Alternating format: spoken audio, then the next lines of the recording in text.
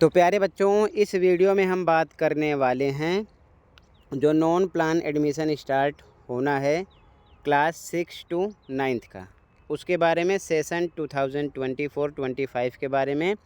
ये DOE यानी कि डायरेक्टरेट ऑफ एजुकेशन की तरफ से प्रोवाइड किया गया लेटेस्ट सर्कुलर है, जो कि 4/4/2024 डेट का है।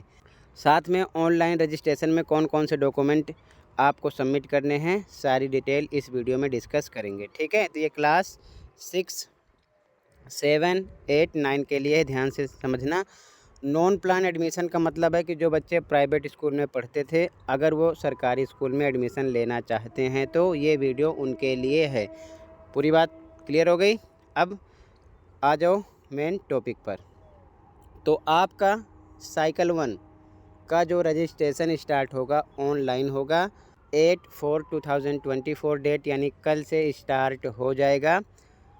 Monday 12 noon to 17/4/2024 5 PM। ठीक है, कहने का मतलब 8 तारीख से कल से स्टार्ट एडमिशन। 12 बजे से ऑनलाइन रजिस्ट्रेशन कर सकते हो आप। कब तक? 17 तारीख तक। 17 तारीख को 5 बजे इवनिंग में लिंक क्लोज हो जाएगी। उसके बाद आप ऑनलाइन रजिस्ट्रेशन नहीं कर सकते हो साइकिल 1 का। कौन कौन से बच्चे? क्लास 6, 7, 8 एंड 9 के। ठीक है, इसके बाद में जो आपका स्कूल अलॉट होगा, यानी पता चलेगा आपको 29/4/2024 डेट को, यानी मंडे को ऑनलाइन चेक करना होगा। उसका प्रोसेस मैं आपको बाद में सेपरेट बता दूंगा। ठीक है, उसके बाद में जो भी स्कूल अलॉट होगा, यानी जो स्कूल आपको प्रोवाइड किया जाएगा, वहाँ पर आपको 30/4/2024 यानी 30 अप्रैल से लेकर 10/5/2024 10 मई तक जाना है। अपने सभी डॉक्यूमेंट वहाँ पर सबमिट करने हैं वेरिफिकेशन के लिए। ठीक है, डॉक्यूमेंट कौन कौन से होंगे उसकी डिटेल थोड़ी देर बाद बताऊंगा, पहले ये चीज़ आप समझ लो। तो कहने का मतलब साइकिल 1 का जो प्रोसेस है 8 तारीख कल से स्टार्ट है, 17 तारीख तक चलेगा, 5 बजे PM तक। ध्यान रखना, इवनिंग में स्कूल अलॉट होगा 29/4/2024 को, और फिर उसके बाद में उस स्कूल में जाकर आपको 30 अप्रैल से लेकर 10 मई तक अपने सभी डॉक्यूमेंट सबमिट करने हैं वेरिफिकेशन के लिए। ठीक है, अगर मान लो साइकिल 1 में नहीं हो रहा है तो आपको चांस मिलेगा साइकिल 2 का, फिर से सेम प्रोसेस कर सकते हो।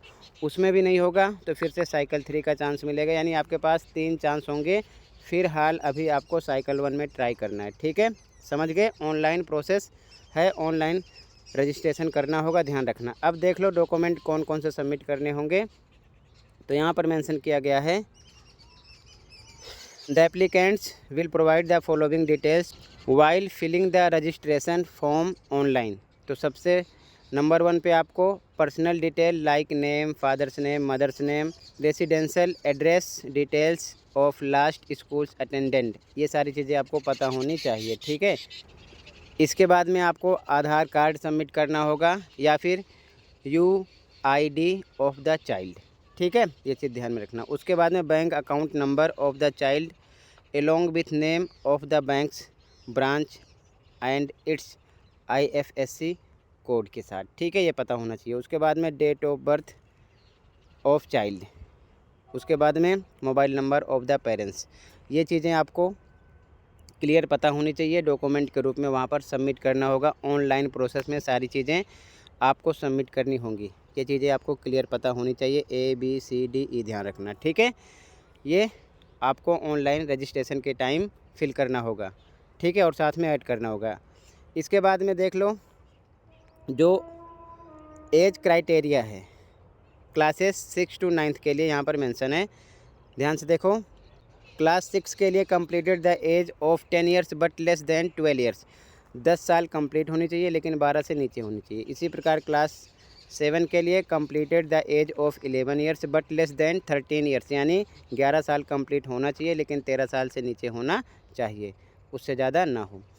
8 के लिए completed the age of 12 years but less than 14 years, 12 साल होनी चाहिए, 14 साल से नीचे होनी चाहिए, या 14 साल से ज़्यादा नहीं होनी चाहिए। ठीक है, 9th के लिए completed the age of 13 years but less than 15 years, 13 साल कंप्लीट होनी चाहिए लेकिन 15 साल से ऊपर, यानी कि 15 साल से ज़्यादा नहीं होनी चाहिए, 15 साल से नीचे होनी चाहिए। ठीक है, तो ये एज क्राइटेरिया है, यहाँ से आप समझ लेना अपने क्लास के अकॉर्डिंग 6, 7, 8, 9। ठीक है, तो टोटल आपको सेम प्रोसेस से फॉर्म फिल करना है। और यहाँ पर मेंशन किया गया जो लिंक होगी ऑनलाइन रजिस्ट्रेशन की, वो वेबसाइट होगी आपकी www.edudel.nic.in।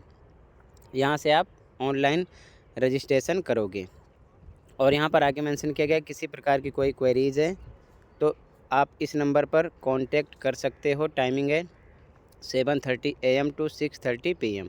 ये चीज़ ध्यान में रखना, ठीक है।